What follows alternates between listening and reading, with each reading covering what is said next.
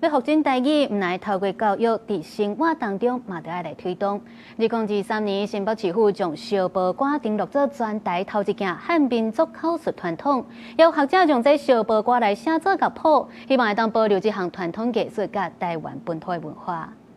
石碇仔小报歌，加油加油加油！这是伫新北市石碇仔举办的口述传统小报歌传习班成果发表会。身体健康各样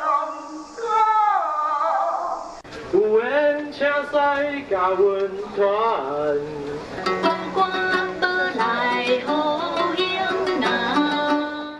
咱若有机会时会再训练，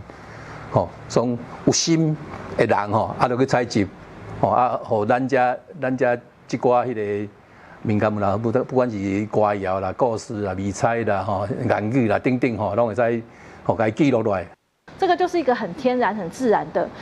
文化形式啊，所以呢，小报歌呢，我才会把它叫做这个台湾音乐的 DNA， 因为以保留加从源头一个艺术形式的发展的一个样态。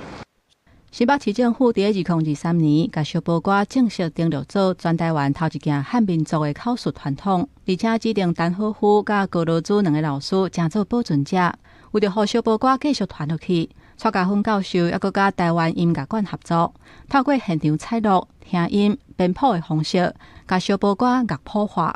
对我来讲，就是说，我觉得要再回来认识家己的物件是最重要的，因为我知影别人的好，我会晓讲出别人的好，会晓表现别人好，啊，我嘛是希望我有机会会当去甲别人讲台湾的好。珍贵的文化资产，用各种的方式记录、转译甲创作，拢会是台湾人共同的文化基地，嘛，互传统艺术会当继续延续落去。记者综合报道。